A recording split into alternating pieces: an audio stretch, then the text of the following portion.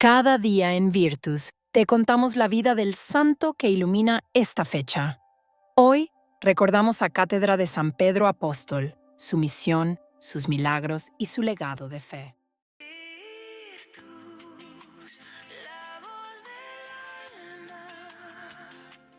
Desde las orillas del mar de Galilea, donde las redes se empapaban de la sal y el esfuerzo de cada día, un pescador rudo y apasionado, llamado Simón, escuchó una voz que transformaría no solo su vida, sino la historia entera de la humanidad. «Sígueme, y te haré pescador de hombres», dijo el maestro. Y Simón, dejando atrás la barca y las redes, siguió. Fue en las faldas del monte Hermón, en Cesarea de Filipo, donde aquella voz, la voz de Jesús, se hizo aún más profunda y resonante. Ante la pregunta crucial, ¿quién decís vosotros que soy yo?, fue Simón quien, impulsado por el Espíritu Santo, proclamó: «Tú eres el Cristo, el Hijo del Dios viviente». Y entonces, con una autoridad que resonaría por los siglos, el Señor respondió: «Bienaventurado eres, Simón, hijo de Jonás, porque no te lo ha revelado carne ni sangre, sino mi Padre que está en los cielos. Y yo te digo que tú eres Pedro, y sobre esta piedra edificaré mi iglesia, y las puertas del Hades no prevalecerán contra ella. Y a ti te daré las llaves del reino de los cielos, y todo lo que ates en la tierra será atado en los cielos, y todo lo que desates en la tierra será desatado en los cielos». Una comisión monumental, un destino sellado no con barro ni piedra, sino con la promesa divina. El humilde pescador se había convertido en la roca fundamental, el custodio de las llaves del reino. ¿Podría este hombre, con todas sus imperfecciones, soportar el peso de tal promesa? El camino de Pedro no estuvo exento de tropiezos. El gallo que cantó 3 veces fue un eco doloroso de su fragilidad humana, un recordatorio de su negación, un abismo de arrepentimiento que, sin embargo, lo llevó a una conversión más profunda. Pero el amor de Cristo fue más grande que su debilidad. «Simón, hijo de Jonás, ¿me amas más que estos?». 3 veces preguntó el maestro, y 3 veces Pedro afirmó su amor, lavando con lágrimas de sinceridad sus previas negaciones.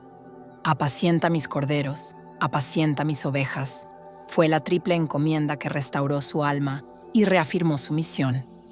Después de la ascensión del Señor y la venida poderosa del Espíritu Santo en Pentecostés, la voz de Pedro ya no era la de un hombre temeroso. Se levantó con una audacia sobrenatural, proclamando la resurrección de Cristo a multitudes, y miles se convirtieron. Su liderazgo se manifestó en la elección de Matías, en la primera defensa pública del Evangelio.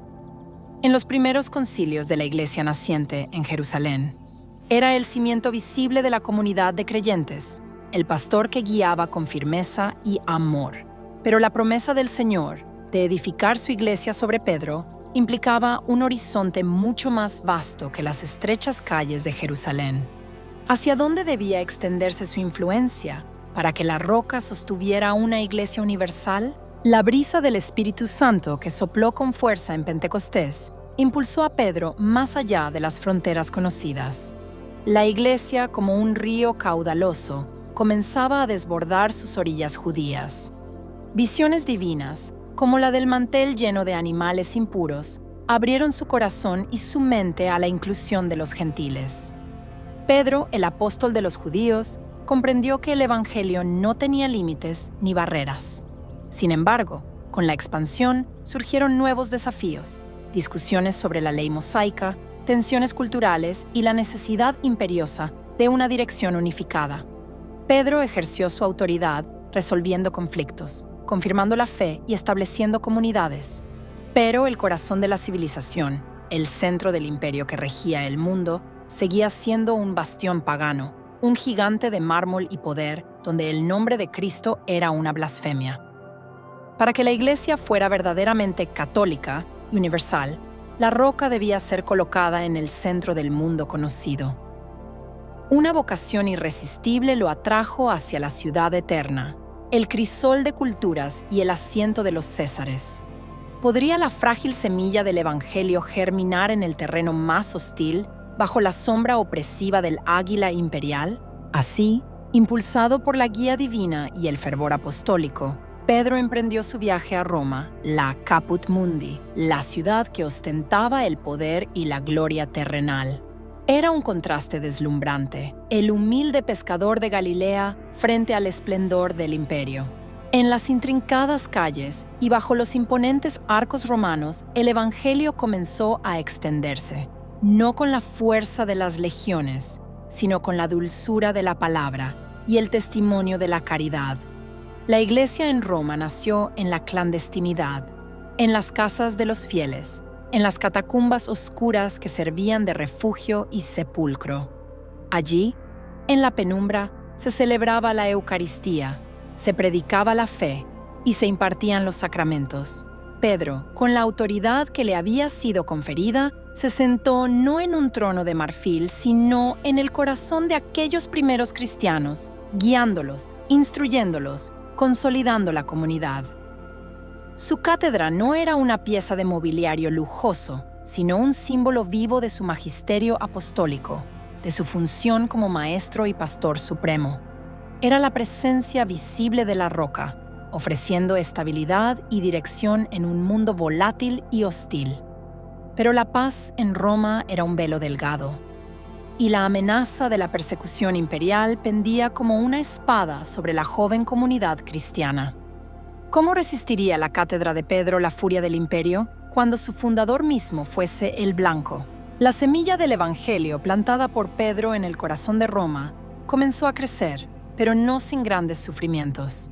Las llamas de la persecución se encendieron con furia, convirtiendo a los cristianos en chivos expiatorios de las tragedias imperiales.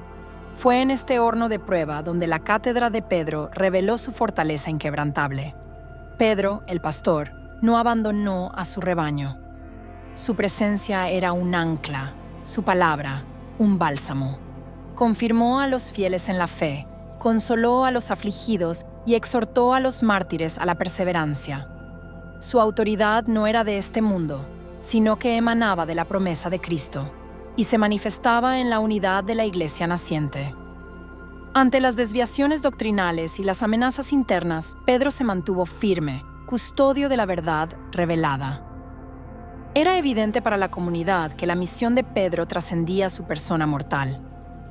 La Iglesia edificada sobre él necesitaría una continuidad, un sucesor que ocupara esa cátedra de autoridad y magisterio. El Espíritu Santo ya estaba preparando el camino para que el legado de Pedro no muriera con él, sino que floreciera a través de los siglos. La roca debía permanecer firme, incluso cuando su constructor original fuera llamado a la casa del Padre. Pero, ¿cómo se sellaría esta continuidad y qué sacrificio final sería necesario para asegurar su perpetuidad? La tradición cuenta que, en medio de la brutal persecución de Nerón, muchos fieles urgieron a Pedro a huir de Roma para salvar su vida, preservando así su liderazgo. Cuentan que, al salir de la ciudad por la vía Apia, Pedro se encontró con Jesús. «¿Quo vadis, Domine? ¿A dónde vas, Señor?», preguntó Pedro. Y Jesús le respondió: «Vengo a Roma para ser crucificado de nuevo». Avergonzado y conmovido, Pedro comprendió el mensaje divino. Su lugar no estaba en la huida, sino en el martirio, siguiendo los pasos de su maestro. Regresó a Roma para enfrentar su destino. No mucho después, la profecía de Jesús se cumplió. Cuando eras joven te ceñías e ibas donde querías, mas cuando seas viejo extenderás tus manos y te ceñirá otro, y te llevará a donde no quieras. Pedro fue condenado a morir crucificado, pero el humilde pescador, consciente de su indignidad, pidió ser crucificado cabeza abajo, no queriendo igualarse a su Señor. Así, en la colina vaticana, su vida culminó en un acto supremo de amor y obediencia. Su sangre, derramada en la ciudad que se convertiría en el corazón de la cristiandad, fue el sello final de la cátedra. No solo un hombre había muerto, sino que una oficina divina había sido inaugurada para la eternidad. El lugar de su sepulcro se convirtió en el punto de convergencia de una fe que, desde esa roca, se extendería a los confines de la tierra. Desde aquel sacrificio fundacional, la Cátedra de San Pedro Apóstol se erige como el símbolo inmutable de la unidad, la verdad y la continuidad de la Iglesia. No es solo un objeto, la silla de madera o de bronce que alguna vez pudo haber usado el apóstol, sino la encarnación de una autoridad espiritual que ha sido transmitida ininterrumpidamente a través de los siglos por sus sucesores, los romanos pontífices. Es el signo visible de la promesa de Cristo. Las puertas del Hades no prevalecerán contra ella. Cada 22 de febrero, al celebrar esta cátedra, la Iglesia Universal recuerda la misión de Pedro y de sus sucesores: confirmar a los hermanos en la fe, custodiar el depósito de la revelación y guiar al pueblo de Dios hacia la plenitud de la verdad. Es un recordatorio de que, en medio de las tempestades del mundo y las divisiones humanas, existe un punto de referencia firme, una roca inquebrantable sobre la cual se asienta la Iglesia de Cristo. Que esta memoria nos impulse a renovar nuestra adhesión a la fe apostólica, a la unidad de la Iglesia y a la misión que Pedro, el pescador de hombres, inició con valentía y amor. Cada día un nuevo santo, un nuevo ejemplo de amor y esperanza. No te lo pierdas.